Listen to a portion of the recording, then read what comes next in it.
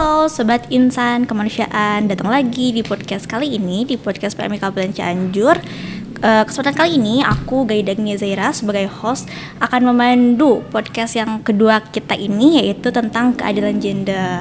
Nah, untuk di podcast keadilan gender ini kita kedatangan pemateri dari jauh sana dari EFRC. Silakan pada Batik diperkenalkan. Oke. Saya Atik. Sehari-hari saya sebenarnya bukan PGI Focal Point ya di EFRC. Saya sekarang bekerja sebagai manajer untuk disaster risk management.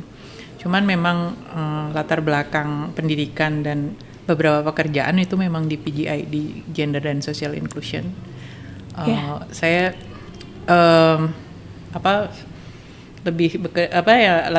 latar belakang akademisnya itu di kajian perempuan dan gender and development.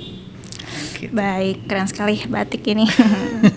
Gitu, Batik tentang judul nih, tentang keadilan gender. Boleh tahu nggak sih gender tersendiri itu apa gitu?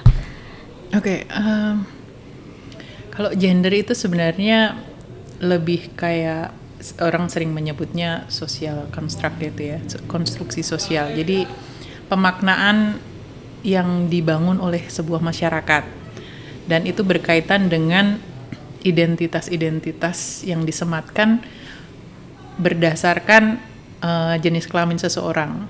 Jadi kalau misalnya kan ada pembedaan tuh gender dan seks biasanya tuh. Kalau seks itu lebih diarahkan pada kondisi wadak tubuh fisik manusia yang mana nanti ada jenis kelaminnya beda, alat kelaminnya beda. Kemudian dengan alat kelamin ini kemudian ada bagian-bagian tubuh yang berkorelasi gitu. Misalnya kebanyakan laki-laki punya jakun. Betul. Kebanyakan laki-laki punya kumis, punya jenggot. Bukan berarti perempuan nggak punya kumis, nggak punya, bisa. Mungkin teman-teman pernah lihat gitu. Iya. Teman-teman yang pemirsa gitu. Terus, nah, ketika melihat tubuh ini, masyarakat itu dimanapun ya, nggak cuma di Indonesia, masyarakat tuh kemudian mikir, oh yang berjenis kelamin punya alat kelamin laki-laki itu punya tugas-tugas sosial yang berbeda dengan manusia yang bertubuh alat kelaminnya perempuan gitu. Misalnya, oh yang alat kelaminnya laki-laki dibiasakan pakai celana panjang. Yang alat kelaminnya perempuan pakai rok atau pakai jilbab gitu. Itu kan sebenarnya kesepakatan masyarakat sebenarnya. Makanya disebutnya social construct atau konstruksi sosial. Jadi yang membentuk nilai-nilai, menentukan norma-norma berkaitan dengan gender yang itu tadi, itu yang menentukan sebenarnya masyarakat. Nah, bisa jadi, dan itu lebih panjang lagi runtutannya, bahwa yang punya alat kelamin perempuan kemudian dia punya alat reproduksinya rahim gitu. Nah, itu berhubungan lagi dengan peran-peran sosialnya. Yang punya rahim artinya dia punya kewajiban ngurus anak misalnya gitu. Menjadi seperti itu. Itu semua dibentuk oleh masyarakat. Apakah itu baku atau tidak? Tidak juga. Karena kemudian peran-peran sifatnya sosial ini di tiap tempat, tiap budaya, tiap masa, tiap zaman itu ternyata berubah gitu. Dulu mungkin perempuan, mungkin laki-laki misalnya nggak biasa masak, sekarang ada yang bisa jadi chef gitu. Nah, jadi peran-peran seperti ini kan bertukar. Jadi biasanya kita kalau membicarakan gender itu akan dikomparasikan dibandingkan dengan seks. Kalau seks itu lebih sifatnya mengenali tubuh itu, tubuh. Istilahnya kalau tubuh wadak itu ya, kalau bahasa Inggrisnya mungkin corporeal gitu. Itu lebih fungsi-fungsi reproduksi, fungsi reproduksi itu misalnya punya anak, menstruasi, betul, menyusui, itu berkaitan dengan tubuh. Biasanya itu berkaitan dengan tubuh perempuan. Kemudian kalau laki-laki misalnya mengeluarkan sperma, seperti itu kan fungsi, kan mungkin saya sejauh ini belum tahu lah ya, ada perempuan menghasilkan sperma kan nggak juga gitu loh. Itu jadi kalau gender lebih ke bersifat kultural, budaya, kemudian sosial, dan bisa berubah sebenarnya seiring waktu tuh bisa berubah, termasuk peran dan tanggung jawabnya laki-laki dan perempuan itu beda secara budaya. Mungkin di sini laki-laki harus menjadi breadwinner itu apa ya, pencari nafkah gitu. Betul. Utama. Bisa jadi di tempat yang lain kita nggak tahu ya bahwa pencari nafkah utamanya ternyata perempuan gitu. Seperti itu. Kemudian jadi peran-peran ini bisa dipertukarkan. Tapi kalau seks yang berurusan dengan tubuh tadi, apa bisa gitu? Bisa sih, bisa dengan teknologi yang semakin maju gitu. Tapi sulit gitu loh. Betul. Dan itu biasanya kan kalau tubuh itu biasanya bawaan lahir ya. Meskipun nanti akan banyak perdebatan ya bahwa antara nature dan nurture ya. Apa sih yang sebenarnya nature? Apa sih yang natural itu? Orang pakai sampo itu apakah natural? Toh apakah yang sejak lahir dibawa tuh apa gitu? Kadang itu menjadi pertanyaan batas yang dibawa sejak lahir sama yang dibesarkan setelah lahir kan beda lagi. Itu nanti diskusinya bisa panjang sebenarnya. Tapi intinya kalau seks itu lebih kayak kondisi real tubuhnya itu seperti apa? Gitu. Jadi gender itu kayak title gitu ya dari masyarakat gitu ya. Bisa sebenarnya kayak banyak identitas gender, tapi itu sifatnya sosial. Kemudian tugas-tugas, peran dan tanggung jawab. Terus apalagi ya, norma-norma, value-value yang disematkan ke identitas gender tertentu seperti itu. Baik gitu. Sekarang kan dari topik ini ya, topik ini tentang keadilan gender. Nah, dari keadilan gender ini sebenarnya Mbak Atik ini keadilan gender secara general itu apa sih gitu? Sebenarnya keadilan gender itu ketika hak-hak asasi perempuan itu secara setara itu bisa tercapai dengan laki-laki gitu. Dan sebenarnya tidak hanya laki-laki dan perempuan, karena memang di beberapa wilayah mengakui gender yang beragam ya. Meskipun mungkin di kita banyak yang akan melihat bahwa gender tuh ya memang hanya heteroseksual atau heteronormatif gitu. Cuman di dalam kondisi di banyak masyarakat ditemukan gitu bahwa gender tuh ternyata tidak hanya laki-laki dan perempuan gitu. Dari hasil penelitian dan temuan, dan mungkin ada di Sulawesi juga itu gender tuh ada 5 seperti itu. Ada 5 di Sulawesi? Nanti coba ada itu, dan itu dah, makanya sebenarnya kalau kita belajar gender tuh sebenarnya kita semakin mempelajari bahwa manusia tuh punya keunikan yang luar biasa gitu. Iya. Baik Mbak Atik, masih tentang keadilan gender ya. Menurut Mbak Atik, apa sih yang menjadi hambatan untuk menjadi tercapainya keadilan gender ini? Hambatan seperti itu. Banyak sih sebenarnya ya, tapi orang sering kita bisa menyebutnya sebagai budaya patriarki gitu ya. Iya. Jadi hambatan pertama yang ya munculnya ketidaksetaraan gender itu karena memang budaya yang dominan itu budaya patriarki, itu budaya di mana kuasa dominan itu berpihak ke laki-laki. Jadi sebagai penguasa dominan itu ada di laki-laki, sementara gender yang non laki-laki termasuk perempuan itu hierarkinya di bawahnya, itu levelnya di bawahnya gitu. Betul, miris ya. Seperti itu. Nah itu karena posisinya juga udah nggak setara kan, makanya di situ muncul namanya ketidaksetaraan gender. Karena apa? Itu mempengaruhi banyak komponen hidup ya. Komponen hidup dalam arti hidup seseorang terpengaruhi oleh nilai-nilai gender ini. yang tadinya perempuan harusnya sebagai manusia sama-sama punya hak pendidikan yang setara, Ya. karena status ketidaksetaraan gender bisa jadi hambatannya menjadi lebih gitu. Iya, iya. Gitu. Kita sebagai perempuan sama-sama paham ya Mbak Atika. Ya, mungkin mengakui itu ya. Iya. Terus Mbak Atik, gimana sih caranya untuk memperjuangkan keadilan gender ini agar keadilan gender ini sejahtera gitu? Sebenarnya akar masalahnya sebenarnya dari sejak diskusi awal tadi kan jelas ya, ada di budaya, Betul. ada di sosiokultural aspek gitu. Bagaimana mindset masyarakat melihat gender gitu.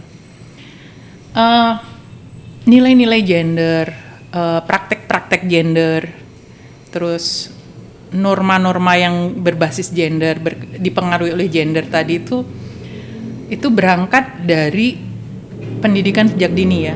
Iya. Sejak dini, sejak lahir. Itu Betul.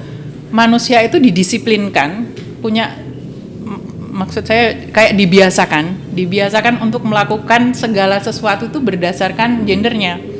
Sejak lahir perempuan, anak bayi, kalau di Sunda dibedong nggak sih? Iya, dibedong. Kita dibedong. Bedongnya untuk anak perempuan misalnya warnanya pink. Iya. Misalnya anak laki-laki biru gitu. Iya. Atau kalau enggak kemudian nanti setelah besar, atau bahkan ya ada kalau di Jawa tuh ya, karena saya ada budaya di mana pas usia 7 bulan kehamilan, ketika tahu anaknya laki-laki atau perempuan tuh ada kayak upacara yang membelah kelapa gitu. Oh ya. Nah itu tuh ada menentukan kalau anaknya laki-laki Gimana? atau perempuan itu tuh nanti belah kelapanya sebelah mana gitu. Oh, itu sampai ada yang ya? seperti itu gitu. Terus Iya. misalnya ada bahkan orang berasumsi bahwa kan ada itu pas upacara itu namanya tingkep apa ya, 7 bulanan, lupa saya namanya. Nanti akan bikin rujak gitu. Iya, di Sunda Rujak, ada di Sunda. Ada kalau di Jawa tuh bahkan sempat ada asumsi kalau rujaknya enak itu anaknya perempuan gitu. Oh iya. Terus kalau rujaknya nggak enak itu kemungkinan anaknya laki-laki, suka ada bahkan kayak gitu, orang berpikir gender itu dari sejak bayi aja belum lahir gitu. Iya, menarik. Nah makanya terus kemudian sebenarnya menariknya di situ. Terus begitu lahir orang memperlakukan bayi laki-laki dan bayi perempuan kan selalu sama, nggak sama Nggak kan? sama, iya. Nggak sama kan? Cara terus nanti lama-lama ibunya masih anak-anak didandanin karena dia cewek gitu, biar lebih feminin. Kalau laki-laki nanti pas makin gede mainannya nggak boleh masak-masakan. Betul, biar lebih maskulin ya. Iya itu. Nah itu sebenarnya namanya gender itu tuh penyebabnya ya memang didisiplinkan dari kecil gitu. Iya. Dibentuk nanam, jadi kayak blueprintnya itu tuh sampai sudah tersegregasi berdasarkan gender. Blueprint di benak kita tuh udah, karena kamu cewek kamu harus seperti ini. Ya. Itu kan dididik dari sejak kecil, bahkan kita nggak nyadar gitu. Semuanya di input ke pikiran dan sampai ke bawah sadar kita gitu. Iya, makanya terbentuklah kita ketika dewasa itu jadi turun menurun. Kita juga ke anaknya jadi kayak gitu, nanti ke cucu juga kayak gitu. Nah, dan orang tua itu tuh kan juga nggak otomatis tidak bias gender ya. Iya. Kan itu turun temurun. Orang tua dari sejak kecil dibentuk untuk berpikir Seperti itu. bahwa peran laki-laki seperti ini, peran perempuan seperti ini. Itu diturunkan ke anaknya lagi. Iya. Anaknya diturunkan ke cucunya, dan Iya. itu terus menerus dari berabad-abad gitu. Jadi kenapa isu kesetaraan gender itu tuh menjadi sangat rumit, dan itu sebaiknya diintegrasikan ke semua lini. Kalau dalam kegiatannya PMI atau penyediaan layanan publik itu harus dipertimbangkan. Karena apa? Masyarakat itu pada dasarnya, Iya. nilai-nilai di masyarakat itu kan dipengaruhi gender. Iya. Yang betul. kenapa kita jadi harusnya kajian gender itu tuh nggak perlu harus ada kajian khusus ya. Iya. Karena seharusnya masyarakat tuh udah mengenali bahwa hidup kita ini udah di kotak-kotakan oleh gender gitu. Betul. Tapi Terasa oleh saya. iya kan. Tapi orang nggak nyadar gitu. Iya. Sampai kemudian muncul PGI misalnya atau kajian tentang PGI. Kenapa sih ini PGI ini hal baru? Saya kadang ketawa, itu kan sesuatu yang Basic. kamu lakukan day by day gitu. Iya. Setiap hari kamu itu tuh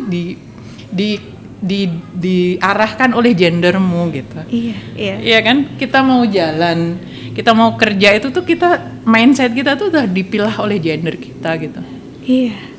Tapi orang nggak nyadar itu. Jadi kenapa ketika PGI ini diperkenalkan misalnya kayak di PMI ya, isu kesetaraan gender, keadilan gender itu tuh hanya memperjelas aja bahwa pola pikir kita yang tersegregasi, terpilah oleh gender itu menyebabkan sebuah ketidakseimbangan, sebuah ketidaksetaraan itu tanpa sadar. Karena menurut orang dipikirnya bahwa perempuan harus di rumah terus, nggak boleh kerja. Iya.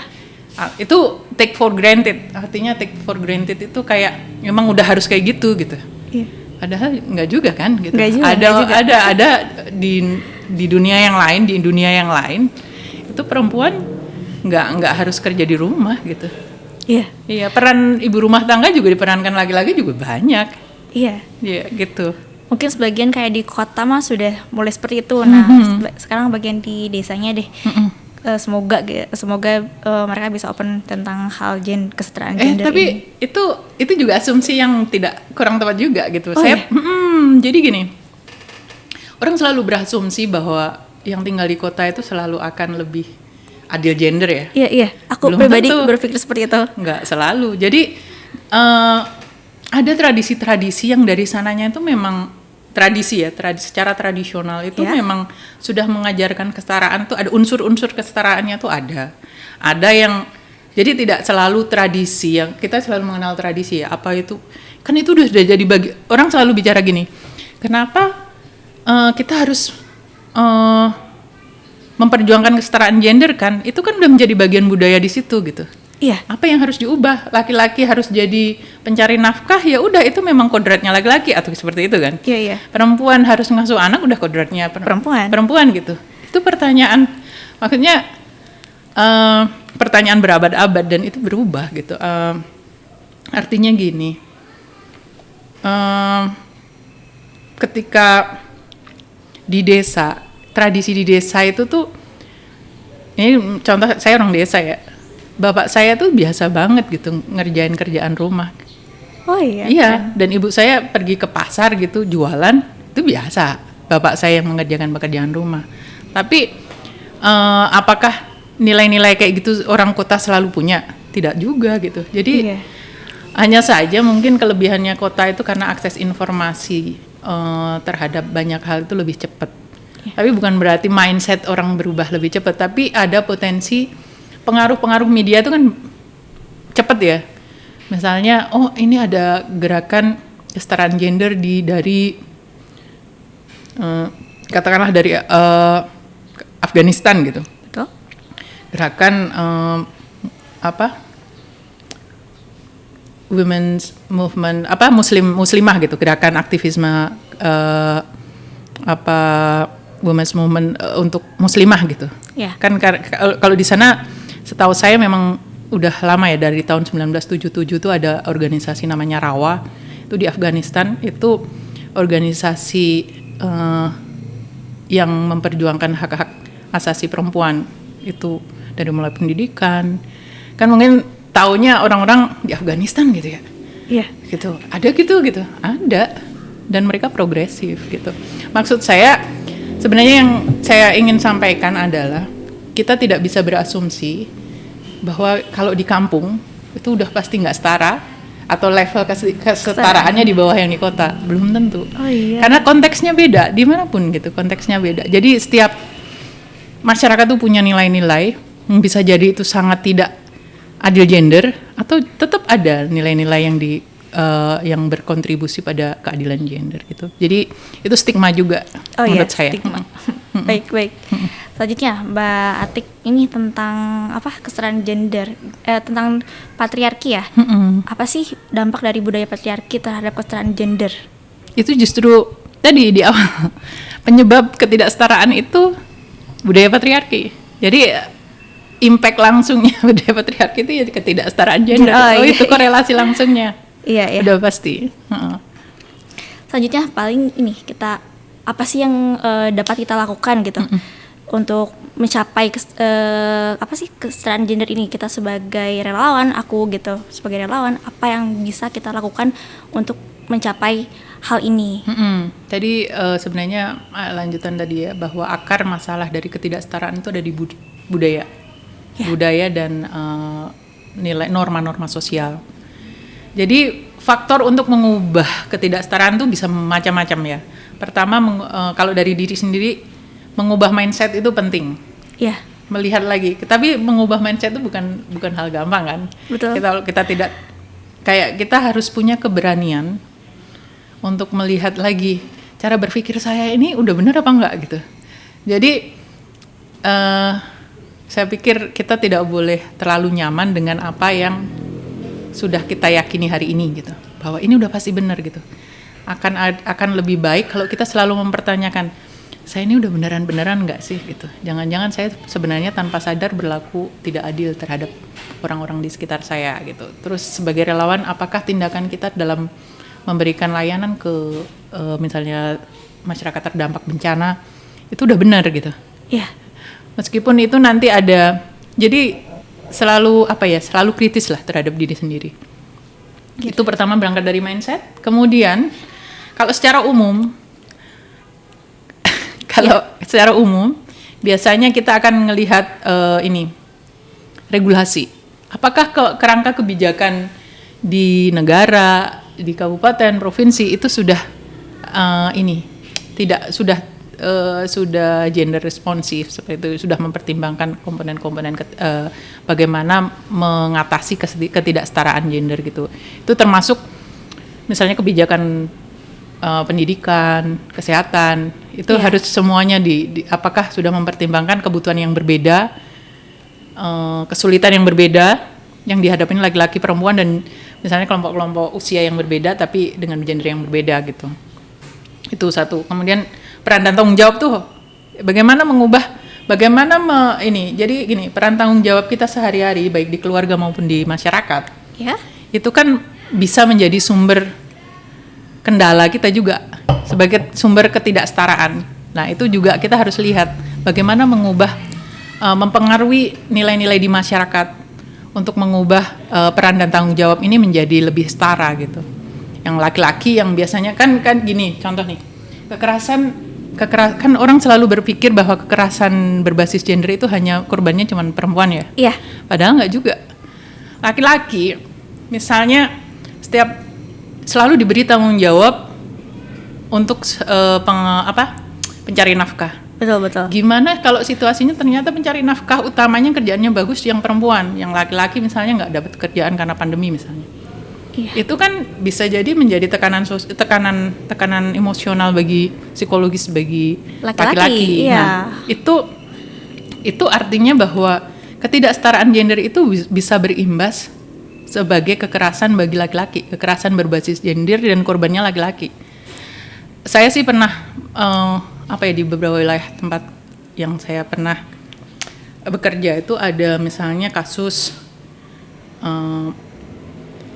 suami yang tidak bisa bekerja, kemudian dia sakit, dia terpaksa kayak harus memutuskan bunuh diri misalnya gitu.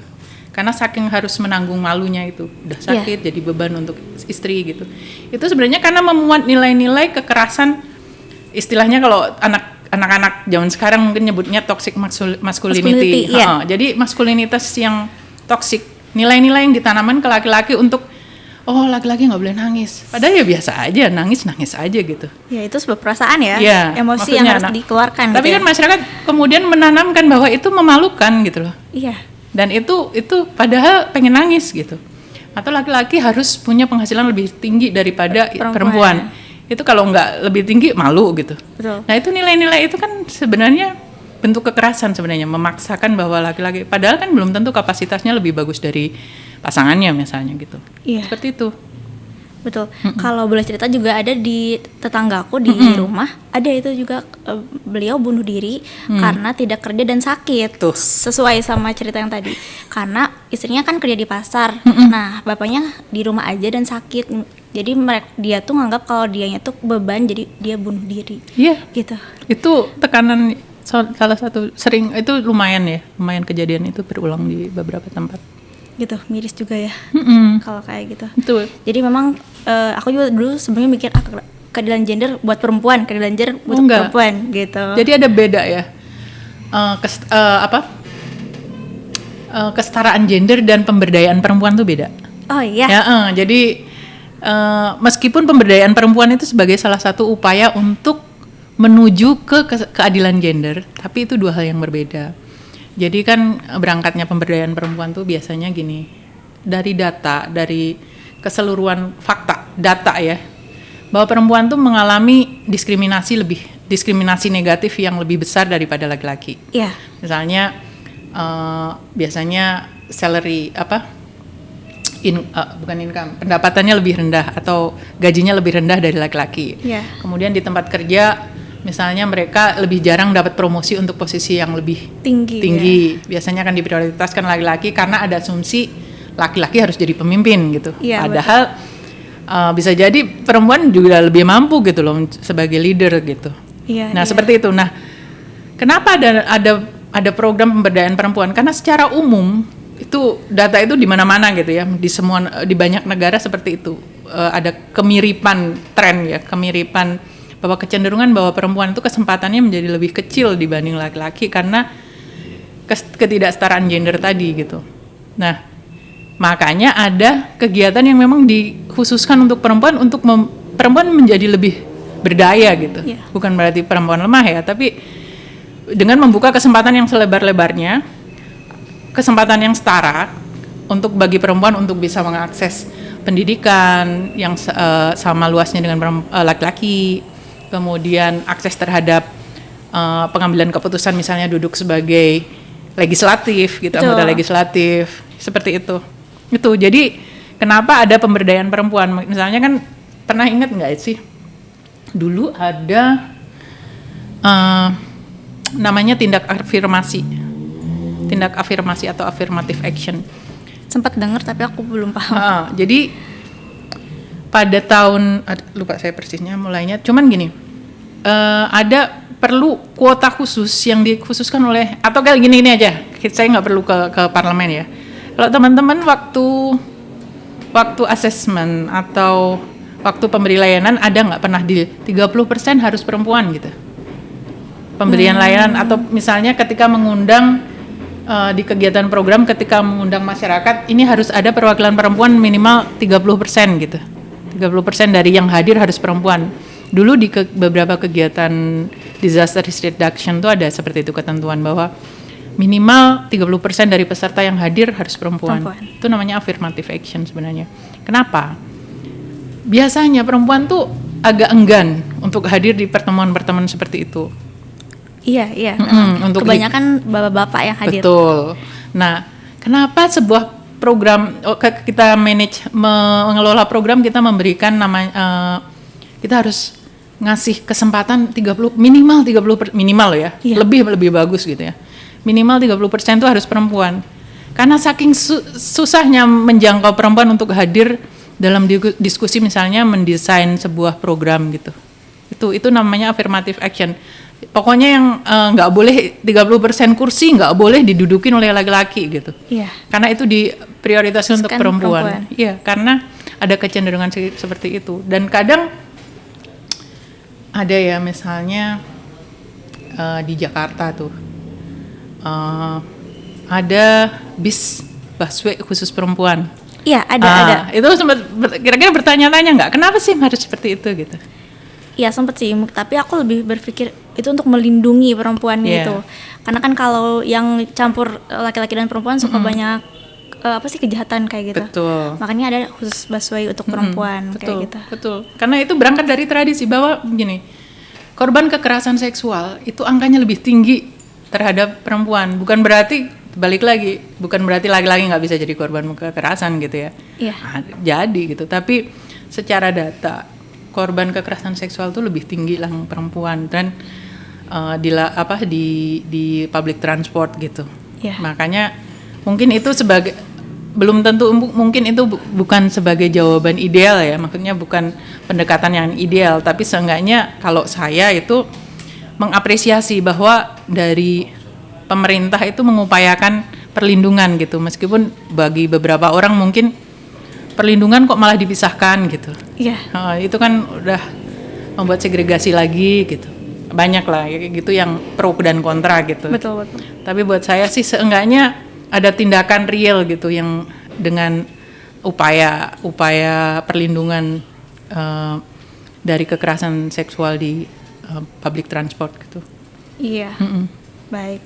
Selanjutnya ini berarti kalau semisal untuk ke anak-anak ya, hubungan keadilan gender dan itu tuh biar kita tanamkan ke anak-anak agar anak-anak nanti ke depannya nggak ada lagi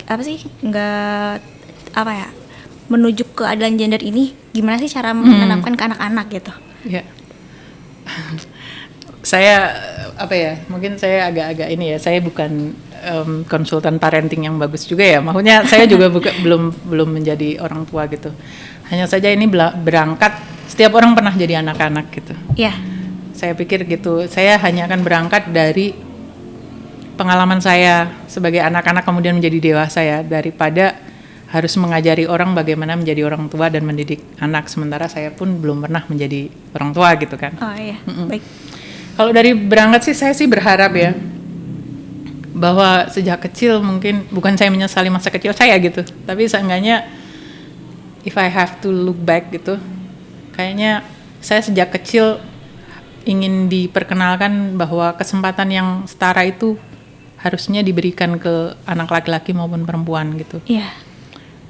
Kemudian kan dulu ketika contohnya terus ketika saya mau melanjutkan S2 itu, dari kakak dan orang tua tuh sempat mempertanyakan juga, ngapain gitu loh, kamu mendingan nikah aja gitu, terus ngapain, buat apa sih gitu, sekolah toh rata-rata di Indonesia juga udah banyak yang maksudnya untuk selesai S1 itu udah bagus banget gitu, terus kamu ngapain gitu, di keluarga kita nggak ada yang ngambil S2 gitu. Itu sempat dipertanyakan, terus apalagi anak perempuan gitu, buat apa gitu, toh nanti ujung-ujungnya kamu harus ya mungkin nggak ke dapur ya, tapi akan ditanggung oleh hidupmu oleh suamimu gitu. Iya. Mungkin karena itu saya juga sebenarnya itu salah satu ini, bahwa laki-laki nggak harus bertanggung jawab seperti itu gitu loh. Maksudnya di saya personal ya, teman-teman boleh berbeda pendapat gitu. Laki-laki maupun perempuan itu saling bertanggung jawab. Perempuan juga perlu bertanggung jawab tentang hidup laki-laki kalau dia memang berpasangan ya gitu. Itu hal lain. Tapi kalau balik lagi pertanyaan, sejak dini saya itu berharap saya dipaparkan dengan informasi seperti itu gitu loh. Sejak dini saya tuh diperkenalkan bahwa kita punya kesempatan, kita boleh loh melakukan apa yang dilakukan oleh laki-laki gitu, bekerja untuk bidang-bidang yang mungkin kalau saya dulu dimintanya ya udahlah jadi guru aja. Ketika saya belajar sastra gitu ya, satu saya di sastra Inggris, kamu nanti jadi guru aja gitu. Iya. Padahal ternyata banyak sekali gitu, belajar sastra itu tuh bisa bekerja banyak banget bidangnya gitu misalnya. Tapi karena saya perempuan gitu, udahlah kamu nanti balik lagi nungguin orang tua tuh kan, itu peran lagi gitu kan, peran lagi bahwa kenapa nungguin orang tua itu tidak diberikan kewajiban itu disodorkan ke anak laki-laki gitu loh. Yeah. Gitu. Selalu nanti pertanyaan, kamu nanti balik ngurus orang tua gitu. Bukannya saya nggak mau ya, maksudnya bahwa tanggung jawab itu untuk semuanya, bahwa anak itu bertanggung jawab atas orang tuanya, itu tidak hanya tugasnya laki-laki, tugasnya anak perempuan gitu. Semuanya punya untuk apa ya? Bukan berarti harus merawat secara langsung. Semua cara merawat kan bisa macam-macam ya. Iya.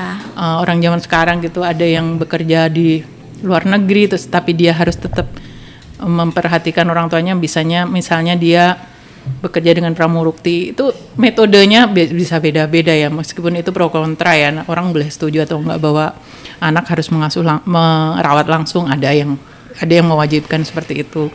Setiap orang punya coping mekanismenya yang berbeda-beda. Yeah. Nah, cuman secara personal sebenarnya saya lihat banyak perempuan kita itu tuh kan sejak dini tadi balik lagi kita belajarnya sejak kecil mainannya mainan Barbie-Barbian, terus BP-BPan. itu terus dulu saya kecil main ada ini anak makein baju dari kertas itu Iya. kayak gitu, tapi anak laki-laki nggak bermain kayak gitu loh. Padahal dulu saya tuh ya manjat pohon juga, ada pohon jamblang gitu ya dulu, sering banget jadi kita naik pohon rame-rame gitu, laki-laki perempuan sama aja gitu. Dan tapi saya menarik ketika saya menemukan hal yang menarik gitu ketika pergi ke Nepal. Ternyata di sana juga banyak gitu perempuan yang kerja jadi buruh konstruksi gitu. Perempuan? Iya, dan ternyata kayaknya jadi sebenarnya benar-benar namanya gender itu beneran bisa peran gender itu bisa dipertukarkan tuh benar gitu. Jadi saya tuh itu balik lagi kan sejak dini tuh mungkin kalau saya punya anak gitu akan saya buka selebar-lebarnya biar potensi itu keluar gitu. Iya. Misalnya ada yang berpikiran bahwa laki-laki harus menjadi pelindung buat perempuan gitu.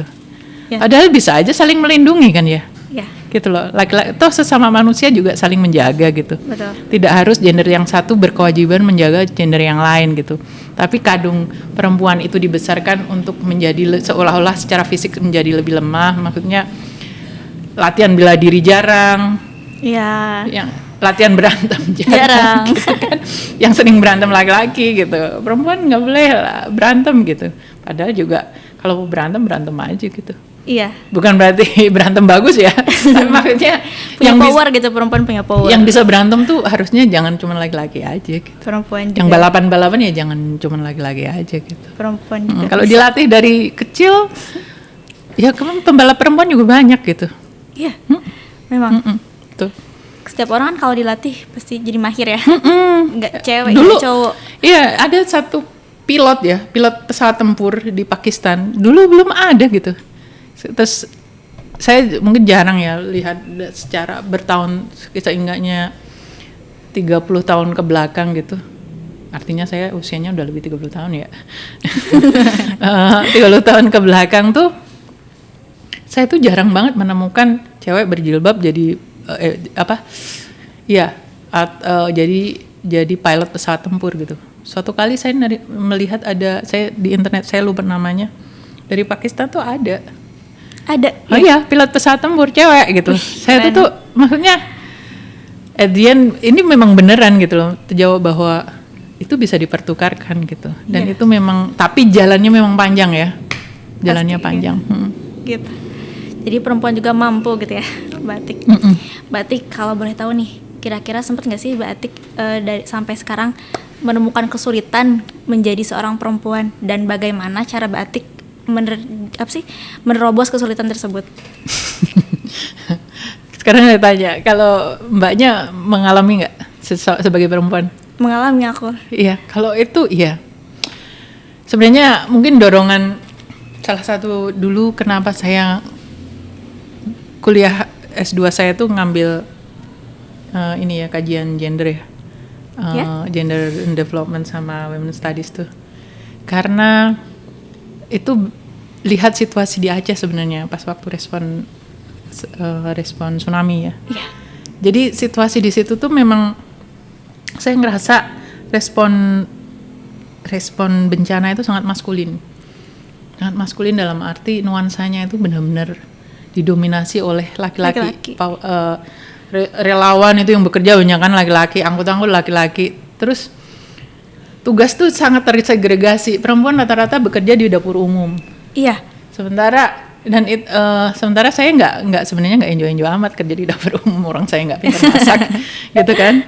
Terus akhirnya saya ikut ini kerja tim yang ngumpulin admin evakuasi jenazah. Oh, keren. Sempat. Cuman bertahan 2 hari kalau nggak salah. Saya nggak tahan lagi gitu. Akhirnya saya pindah ke WOS. Di WOS itu tuh relawan kan WOS waktu di Aceh Besar sama Banda Aceh itu ada 2 tempat, 2 water plant. Ya. Satu water plant tuh ditangani oleh 10 relawan, itu laki-laki semua, yang satunya gue laki-laki semua. Dan kemudian saya waktu itu memang perempuan satu-satunya di tim, dari 2 tim 20 orang itu gitu. Ih, keren. Nah, sebenarnya bukan masalah kerennya. Oke. Tapi saya ngelihat betapa dari peta respon bencana itu tuh wajah perempuan tuh minim sekali gitu. Terus kemudian ketika saya melakukan konsultasi ke masyarakat di TLC, Temporary Living Center dulu nyebutnya. Ya. Jadi kan dulu ada kayak nyebutnya barak-barak di mana orang tinggal di situ. Itu kalau kita diskusi dengan ngundang masyarakat, perempuan itu tuh juga ikut, tapi dikit banget. Kecuali kayak tadi, dipersyaratkan 30% dari peserta harus perempuan. Itu harus dipaksa. Perempuan tuh harus dipaksa datang. Udah di situ adep-adepan ini ya. Misalnya sama Pak Keci gitu, Pak Lurah gitu. Mereka ya nggak berani ngomong lah ya, karena mereka nggak biasa gitu. Iya. Diajak ngobrol rapat langsung dengan Pak Keci gitu dulu, Pak Lurah gitu, Pak Kepala Desa gitu. Tradisi-tradisi kayak gitu kan jarang gitu. Terus semakin kesini saya memang melihat kepemimpinan perempuan dalam tanggap darurat, dalam disaster management, tanggap darurat bencana itu memang di Indonesia ya setidaknya itu memang cukup masih perlu peningkatan lah.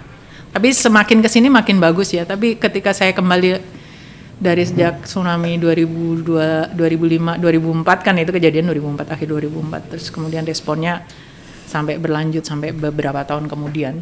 Itu melihat sebenarnya gimana kesetaraan gender itu mempengaruhi gitu resiliensi atau ketangguhan perempuan gitu. Yeah. Mempengaruhi ketangguhan perempuan dalam untuk kapasitas survivalnya mereka ketika terjadi bencana gitu, tangguhannya gitu.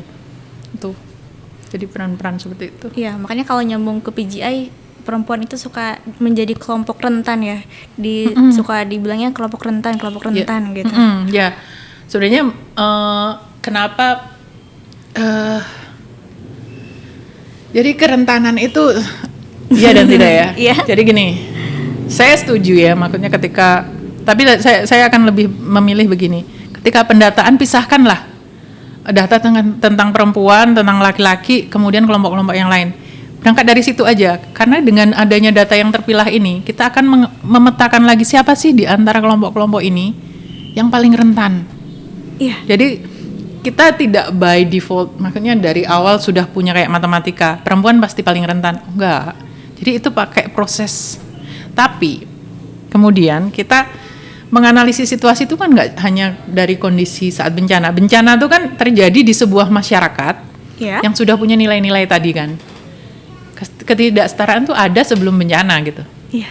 Jadi sejak misalnya sebelum tsunami gitu di Aceh mungkin ada ketidaksetaraan, misalnya perempuan harus punya peran-peran kerja di domestik di rumah yang membuat dia nggak punya akses, misalnya dia jadi nggak punya kapasitas untuk berenang dibanding laki-laki ketika terjadi tsunami gitu. Yeah. Itu kan bentukan dari budaya karena nggak dibiasakan juga gitu kalau untuk perempuan misalnya. Ketika benar-benar terjadi bencana, mereka menjadi lebih rentan karena apa? Itu secara tradisi mereka terbentuk untuk tidak lebih kuat untuk survive gitu. Yeah. Nah, kenapa saya sejak awal itu kalau dalam pendataan, dalam asesmen itu dipilah lah namanya data perempuan berdasarkan gender itu dipilah, nanti kemudian karakternya akan kita lihat lagi gitu, biar orang nggak berasumsi oh lah perempuan udah pasti rentan. Tapi menurut saya secara budaya, dengan budaya ketidaksetaraan gender tadi sangat masuk akal bahwa perempuan itu lebih rentan gitu. Iya. Bahwa kerentanan itu nggak setara gitu, maksudnya laki-laki di dalam beberapa kondisi bisa kapasitasnya lebih baik gitu, tapi tidak selalu gitu. Iya, tidak selalu ya Batik. Gitu. Kalau ini Batik ada nggak sih yang mau Batik sampaikan kepada rekan-rekan di rumah nih, penonton, ya tentang keadilan gender ini? Apa ya? Apa ya? Ini mungkin gini, keadilan gender itu bukan hal baru dan itu sebenarnya lekat dalam kehidupan kita sehari-hari. Pikiran kita sejak kecil itu udah orang tua mendidik kita itu tanpa sengaja itu sangat berkaitan dengan gender. Pikiran kita itu sangat dipengaruhi bagaimana nilai-nilai gender yang ditanamkan oleh orang tua dan kakek nenek sebelumnya gitu. Kalau dan kalau ingin mungkin pesan saya coba deh lebih kritis terhadap apapun itu keyakinan kita sendiri tentang gender itu. Saya udah adil belum terhadap sesama gitu? Apa benar saya memperlakukan